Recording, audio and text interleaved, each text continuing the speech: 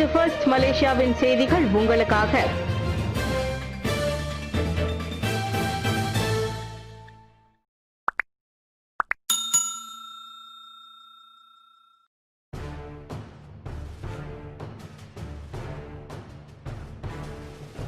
Mengemukakan usul untuk dipertimbangkan oleh Menteri Kewangan.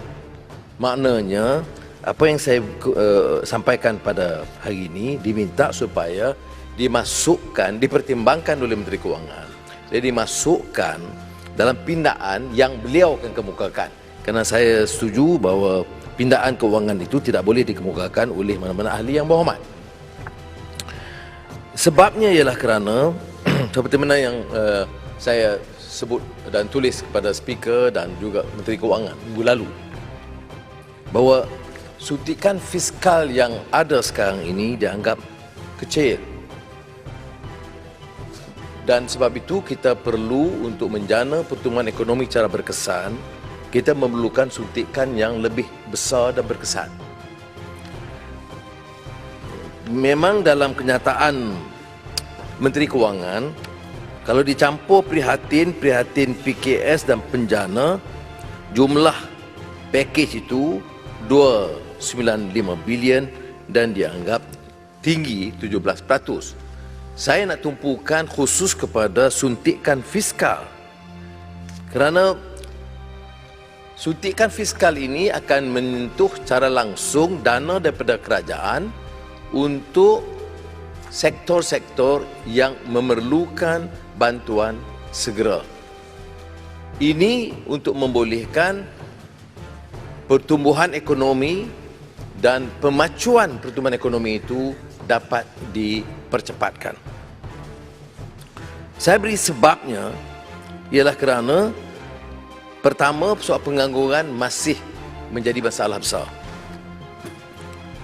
Statistik terakhir 49%, 773,200 individu menganggur. Dan pengucupan untuk suku tahun kedua ini mengejutkan kerana ia jauh berbeza daripada unjuran Kementerian Kewangan dan Kerajaan. Ini saya tekankan, kita bukan nak salahkan kementerian kerana buat unjuran yang terus salah, tetapi kita harus realistik untuk menyatakan bahawa pengucupan yang begini ini adalah parah kesannya pada ekonomi. Umpamanya, kalau untuk suku tahun kedua, peratus pada KDNK, Indonesia pengucupannya 5.32%. Thailand anggarannya di antara 12 hingga 13%. Singapura 13.2%.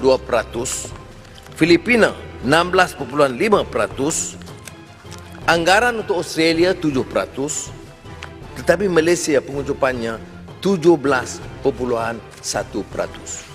Apa yang disebut oleh menteri-menteri selalunya kita telah menjalankan kegiatan yang sangat membanggakan, berjaya. Saya tak mahu hujah bab itu. Tetapi kenyataannya, ikut Jabatan Statistik 14 Ogos, ialah pengucupan yang paling tinggi, jauh lebih tinggi daripada yang dihadapi oleh negara-negara ASEAN. Baik, kalau pengucupan begini, pakej rangsangan harus lebih tinggi.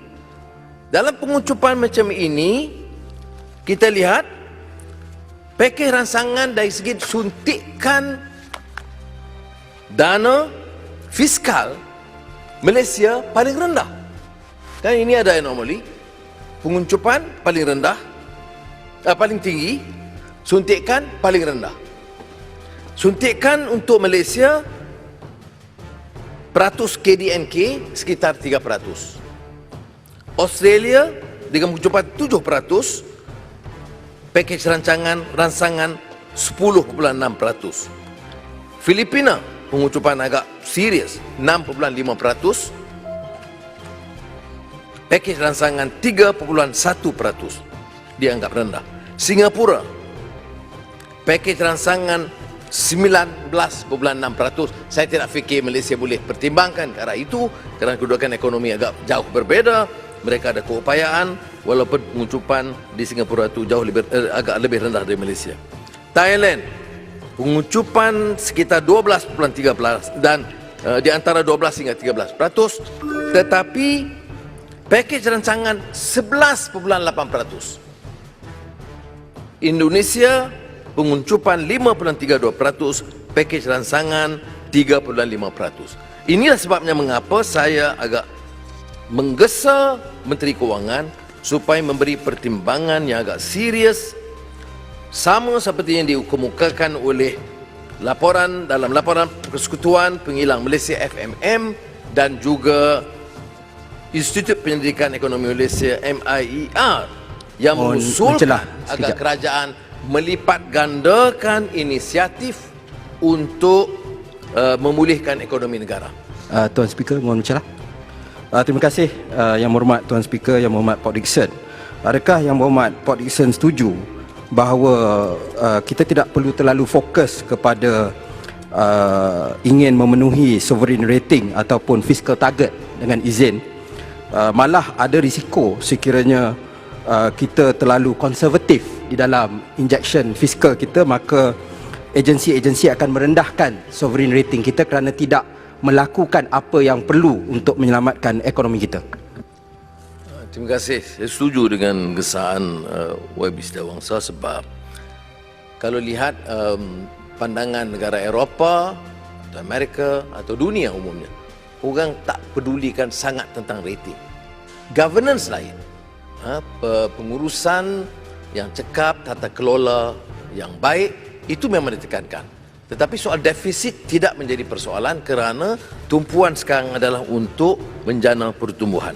Dan dalam konteks ini saya nak jelaskan juga tentang kekeliruan. Saya percaya boleh disampaikan kepada Yang Berhormat Pekan yang mengatakan bahawa kita ini menolak minggu lalu 17 undian 17 Ogos menolak pakej rancangan COVID.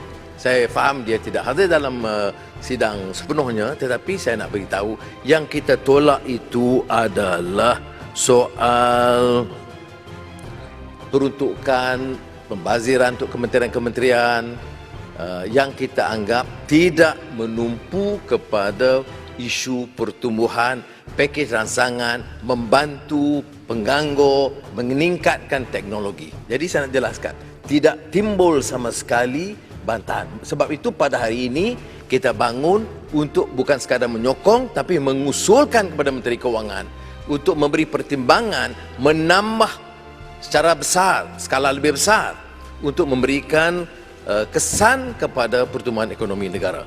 Dan saya usulkan oleh demikian jumlah yang berganda seperti mana juga ditekankan oleh MIR dan FMM, dan kita usulkan jumlah sehingga 45% walaupun ia akan melibatkan defisit yang lebih besar. Negara tak kalah menghadapi kemelut ekonomi global seperti ini, pandemik ekonomi tidak sangat sibuk ataupun runsing tentang soal fiskal dengan syarat pengurusan ekonomi itu baik. Jumlah yang dianggarkan penambahan ialah sekitar 45 bilion. Tetapi saya ingin ingatkan bahawa yang jadi masalah sekarang ini adalah isu kesediaan kerajaan, khususnya Kementerian Kewangan dan kementerian terlibat untuk melihat semula pakej-pakej inisiatif yang dilakukan untuk memastikan optimal return.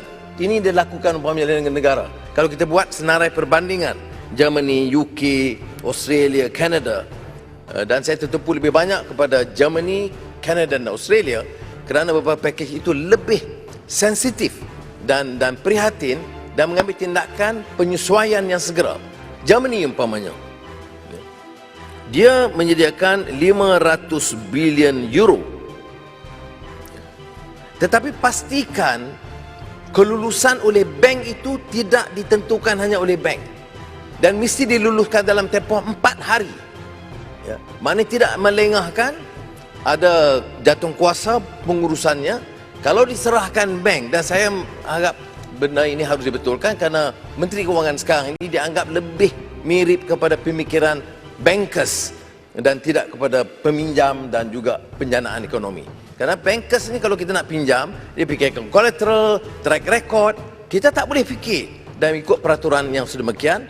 Sebab itu saya katakan gale creative destruction itu bermakna kita harus mengambil pendekatan-pendekatan baru.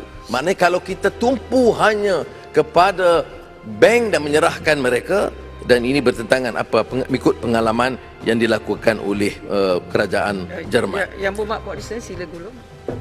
Sila gulung. Oh, gulung Gulung. Saya bagi seminit je lah. Sebab dia setiap 5 minit. Okey. Saya dah minta speaker tu tambah sikit je lagi. Minta yang sebaik. Saya bagi yang berhormat Port Dickson lagi 3 minit. Okey, terima kasih. Switzerland umpamanya, dia anggap IKS yang kita anggap sekarang masalah besar ialah fast tracking emergency for SMEs. Dan jadi ini baru kita lihat pakej rangsangan yang bermakna kerana dia melihat kepada keadaan yang sedemikian. Baik. Yang akhir saya nak sebut di sini untuk memendekkan ialah isu-isu belia, isu teknologi. Kita bincangkan tadi, bincang persoalan yang dibangkitkan, banyak bincang soal boroh. Padahal dalam laporan Jabatan Perangkaan Ogos 2020 menekankan kelemahan kita dalam mengusulkan dan mendekankan keperluan penggunaan teknologi baik sektor industri dan juga pertanian. Ya. Ini terkait dengan apa yang kita sebut tentang isu governance. Ya. Sebab itu saya dalam merumuskan menyatakan bahawa pengurusan dan tata kelola penting. Kalau dana yang terbatas digunakan oleh membesarkan kementerian, menambah jawatan GLC, ini tidak menjawab tumpuan dan keutamaan. Dan oleh demikian, saya ingin tegaskan, sekali lagi membantah keras jika ada pengurusan yang lemah dan penyelewengan dalam penyaluran dana ini. Ya. Sebab itu isu governance itu mesti diutamakan. Dia pakej rancangan ekonomi ini mesti terkait dengan good governance. Pelaksanaan peraturan yang sangat ketat dan juga apa yang disebut tentang ketelusan termasuk kesediaan menteri untuk menyatakan sumber wang cara teliti. Ya. Yang disebut umpamanya menerbitkan borrowing estimates to improve fiscal transparency. Mesti ada. Dari mana sumbernya, berapa jumlahnya, berapa kadar faedahnya dan berapa tanggungan bagi negara. Dan yang juga harus ditekankan di sini ialah supaya jangan ada sama sekali unsur untuk membebankan rakyat dengan mengizinkan ketirisan atau pemborosan. Yang ini sebenarnya memang berlaku dalam semua pentadbiran, tetapi kita harap dalam keadaan rakyat menghadapi masalah sekarang dan pengangguran, janganlah ibarat umpamanya membina mahligai atas pusara. Orang derita, kita nak hanya senang. Ya. Sebab itu kita lihat perbincangan dan kehangatan tentang antara dua darjat ini. Penjelasan, Antara dua darjat ini memang isu besar.